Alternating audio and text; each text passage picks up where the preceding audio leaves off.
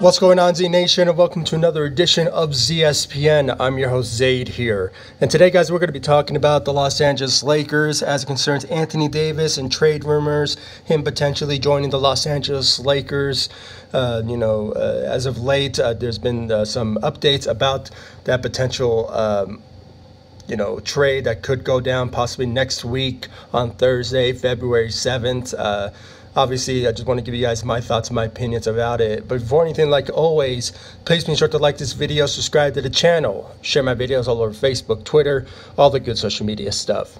Now, as of right now, what I've been hearing as of late of Anthony Davis potentially joining the Los Angeles Lakers is that, according to some reports, the Pelicans have been engaging in talks with the Los Angeles Lakers as of late. And, according to some reports that I've been reading as of late, is that the Pelicans have decided to, give a counter offer to the Los Angeles Lakers.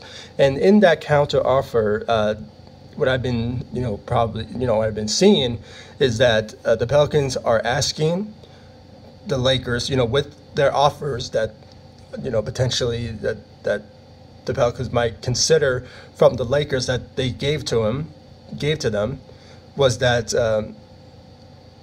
in that counter offer is that they want 2 first-round picks and the Lakers to get another Pelican player in this deal. Now, the way I understand it from this is that if somehow the Pelicans do accept the Lakers, potential 5 offers that they potentially put out there for the Pelicans.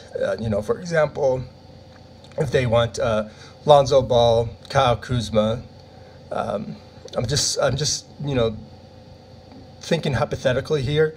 If it is Lonzo, Kyle Kuzma, Brandon Ingram, Aviza Zubac, and a first-round pick, the Pelicans want another first-round pick and the Lakers to take another Pelican player with that Anthony Davis trade. So that's my understanding about it. But I have some concerns about that second player that the Pelicans are putting out there. It depends on who is that player. Now, it could be a player that could be on an expiring contract, or it could be a player that has a huge contract that's just not really playing well, or it's just been excuse me, or if it's that player that obviously was just overpaid because they just wanted to keep him around, or just saw some talent in him that didn't really live up to his contract. So that certain player, and knowing the Pelicans' mind and how disappointed they are that Anthony Davis wants to leave and potentially join the Lakers, it could be possibly a player who's on a huge contract.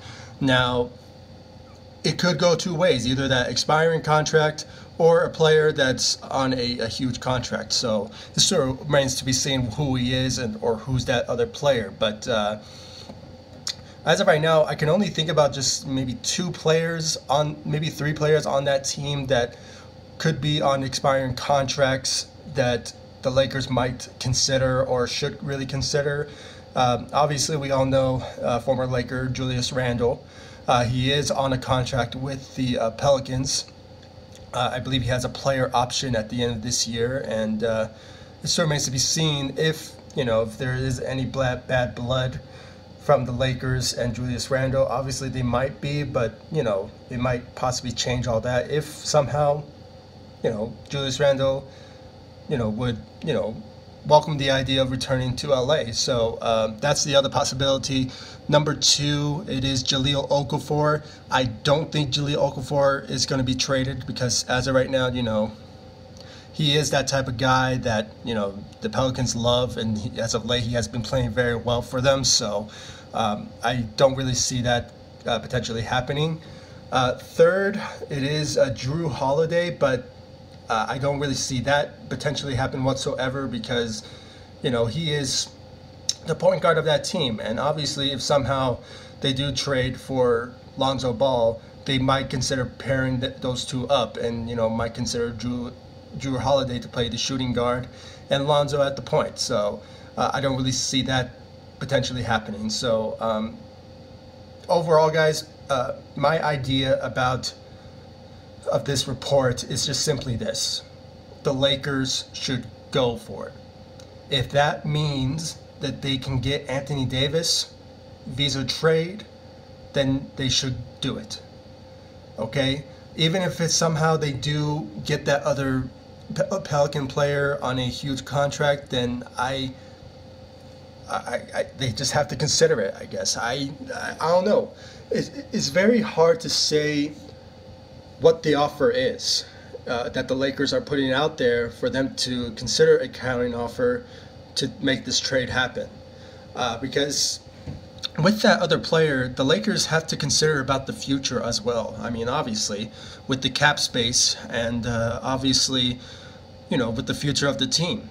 By offering those 2 first-round picks, it sort of depends on who is left on the team. Now, obviously, LeBron James, he continuously, he is LeBron James. I mean, the guy averages about almost like 20 to 30 points a game. So he is the best in the world. So obviously, it still remains to be seen how many years left does he have. And, you have to consider the health of Anthony Davis. Numerous times throughout his career, he has been suffering from injuries. But as of last couple of years, he has been managing his health and his injuries.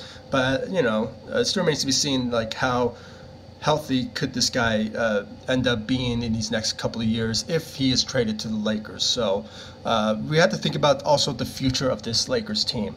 And my personal opinion about this, if somehow the Lakers negotiate on that counter offer, if they just consider it, but somehow they just say, okay, we'll offer you this player, that player, Lonzo, and maybe Brandon Ingram and Aviza Zubac, and maybe we add another player to it, but we had to keep one of our young cores. It's sort of a team security sort of thing. If somehow they want to keep either Kyle Kuzma or Brandon Ingram, those 2 players, and somehow the Pelicans just will consider that, then I'll go all in on it. But if somehow it doesn't, I still believe they should just still go for it, because obviously free agency, the Lakers can look at some other players that will work very well for LeBron and AD if somehow the trade does happen. So we just have to consider that sort of situation and who is that other player that the Lakers might consider getting that that counter offer from consider the counter offer from the Pelicans. So still remains to be seen. So guys, that's the update of Anthony Davis and the Pelicans of that counter offer. I want to know your thoughts and your opinions. And guys, please give me your thoughts about if the Lakers do accept that that counter offer. What does the package look like, and who is that player that the Lakers should consider to potentially, accept that offer? I personally would love to have Julius Randle back. If he is still good with the team and, decides to, just come back and see how playing with LeBron or just, playing whoever's left on that team, and if there is any bad blood between the organization and Julius Randle, would that be a huge,